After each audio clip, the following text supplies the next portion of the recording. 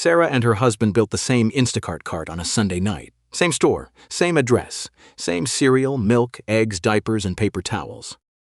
Sarah thought she was doing the responsible thing. She made a list. She controlled the cart. She avoided a random Target run where you walk in for toothpaste and somehow leave with 6 things you never planned to buy. Then her phone started dying. Her husband opened the same app. He picked the same store. He added the same items. He sent the cart to the same house. But the totals did not match, not because of the tip, not because of the delivery fee, because the person holding the phone was different. An independent Instacart experiment once found that nearly 3 out of 4 items showed more than one price. Some items were priced up to 23% higher. For an American household, a few dollars is not just a few dollars. It might be gas money before payday. This is the invisible price tag trap. The colder name for it is surveillance pricing. That is when the price no longer just reflects the product. It starts looking back at the person looking at it. Dynamic pricing is when the price changes because the market changes. Uber gets more expensive after a concert. Flights cost more around Thanksgiving. You may hate it, but at least the rule is visible.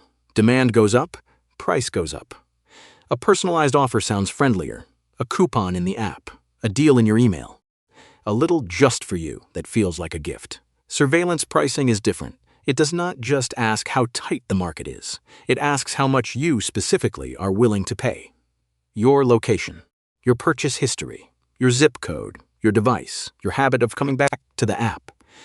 Even the number of times you abandon a cart, then return later anyway. All of it can become a signal. And to see why this is no longer just theories, start in one very American place. A Target parking lot. Imagine standing outside Target before you walk in. You open the app to check the price of a TV. On your screen, the price looks good. Good enough that you think, okay, driving here was worth it. Then you walk through the automatic doors. The white lights hit. The cart wheels rattle. Everything still feels like a normal American shopping trip. But when you open the same item inside the same app, the price has changed. In a KARE-11 investigation later reported by CBS News, reporters randomly picked 10 items. They found that 4 of them went up in price when they walked into the store. One item jumped by nearly $150. Not because you added an accessory, not because of tax, not because of shipping, just because your phone knew you were close enough. Target later updated its app after the story came out. But the part that sticks is not the update. It is that moment when the glass doors open and your power to walk away gets smaller. You thought the app was helping you check the price. But sometimes the app is checking you. And Target is only the version you can see. The deeper pain begins when that same logic moves into what Americans buy every week. Groceries. Back to Sarah on the couch. This time, it is not a TV she can put off for a few months. It is a week's worth of groceries, milk, eggs, cereal, laundry detergent, paper towels, and diapers which somehow never feel cheap. The painful part is that Sarah is not doing anything wrong. She is not buying luxury items. She's doing exactly what every personal finance tip tells her to do. Make a list, control the cart, compare prices before checkout. But if the same cart can show different prices to different people, the question is no longer, does Sarah know how to save money? The question is Sarah even seeing the same market as everybody else? In a test by Groundwork Collaborative, Consumer Reports, and More Perfect Union, 437 shoppers added the same items from the same stores to Instacart carts at almost the same time. Nearly 3 out of 4 items appeared at more than one price. The average gap between the lowest and highest price was about 13%. Some items were up to 23% higher. Then there is the phrase that sounds almost too polite. Smart rounding. Smart for who? A box of cereal going up a few cents may not make you angry. A pack of diapers going up $1 or $2 may not make you abandon the cart. But across a month, those tiny changes can turn into an invisible tax on ordinary life. The algorithm does not need to raise the price by much. It only needs to find the point where you still hit checkout. To understand that point, step away from the grocery app for a second. It is 5:47 in the evening. It is raining. You are standing outside the office with wet shoes and 5% battery. Your normal Uber ride home is about $24. Tonight the app says 48. You open Lyft, but it loads slowly. A text from your family pops up. You can stand there a few more minutes, or you can sigh and tap accept. In economics, the highest price you are still willing to pay is often called your reservation price. But in real life, it lives inside a dying battery, a rainy sidewalk, a kid waiting at home, and that feeling when you are too tired to compare one more thing. Surveillance pricing is dangerous because it moves toward one question. Right now, how much will this person pay before they walk away? Not every signal is always used, but the direction is clear.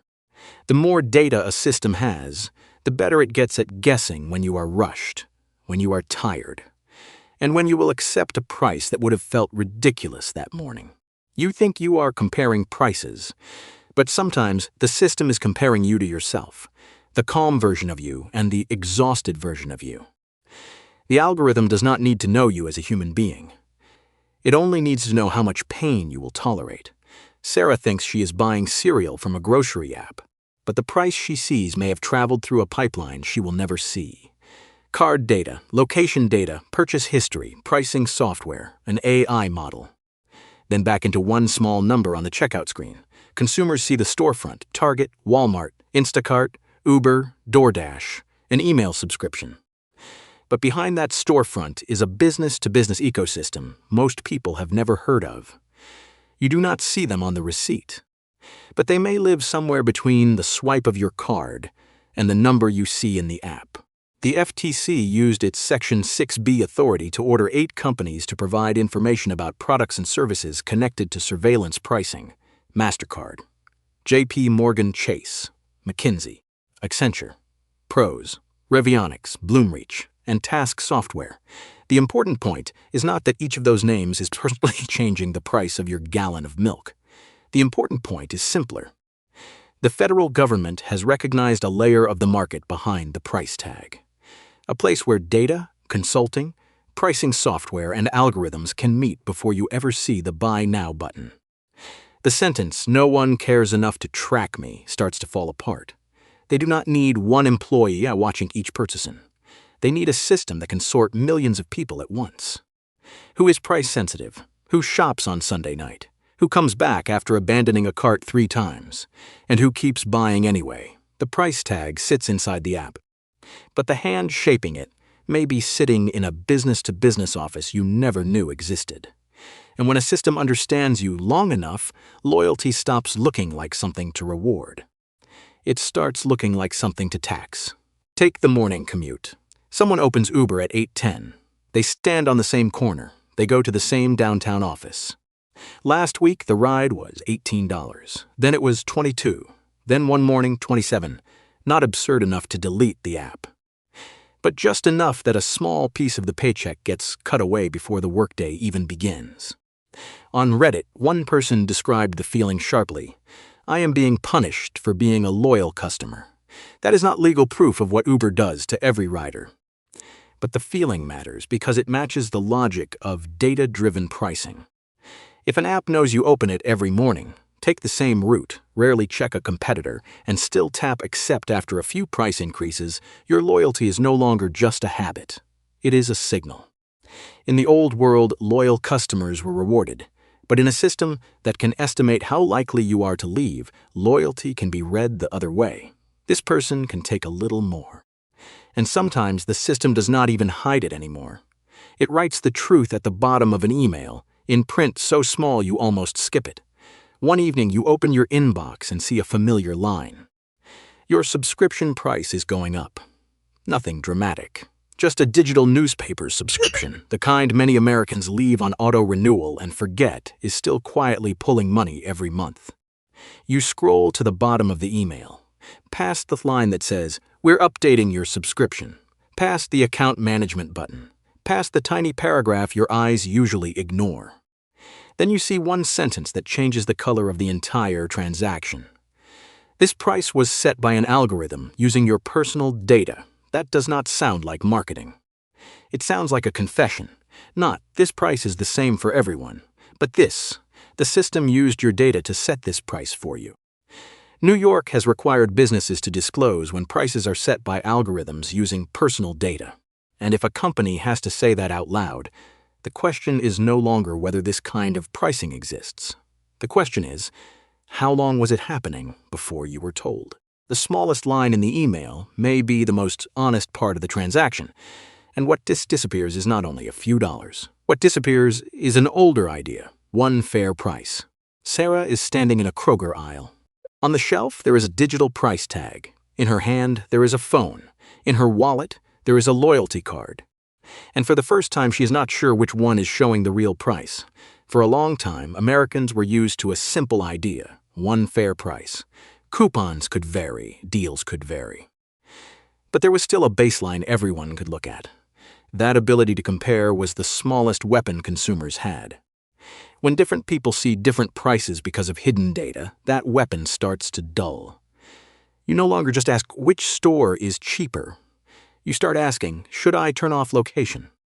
Should I clear cookies? Should I borrow someone else's phone? Buying cereal starts to feel like playing poker against a supercomputer that already knows your hand. When the shared price disappears, consumers are not just shopping anymore. They are trying to guess who the system thinks they are. A free market is only free if buyers know what game they are playing. And to be fair, companies will say not every form of personalized pricing is bad. They have reasons. But the part they leave out is where the trap lives. To be fair, not every flexible price is a trap. Uber gets more expensive after a concert. Flights cost more around Thanksgiving. Hotels discount empty rooms at the last minute. Sometimes, flexible pricing really can help a market work better. The problem starts when the buyer can no longer see the rules. Surveillance pricing turns the transaction into a dark room. The seller may know your location, your purchase history, your device, and your habit of coming back. But you do not know the baseline price. You do not know what someone else is seeing. And you do not know whether you are getting a real discount or being marked up first, then handed a coupon. Flexible pricing is not always the problem. The problem is when the seller can see you more clearly than you can see the market. So what is a normal person supposed to do? Not turn life into a full-time digital detective job. Just build a few small guardrails before you are tired. The solution is not to delete every app and go live in the woods. If you still use Instacart, Uber, the Target app, or subscriptions, that does not mean you are naive. It means you live in an economy where convenience has become pain relief. But pain relief still comes with a bill. The goal is to put guardrails where the algorithm has the most money to take. For big purchases or repeat purchases, do not trust only one screen. Open the product on the web, not just inside the app. Try a private browser. Turn off location when it is not needed. For subscriptions, electronics, tickets, or a large grocery order, compare quickly with another account if you can. Even one quick check can change the story. Do not do this for every box of cereal. Do it where the data has been learning you the longest. If you only do one thing, check the repeat charges, the grocery app, the fixed commute, the subscription renewal. The point is not to turn you into a price detective. The point is to stop every app from becoming an expert on your financial weak spots.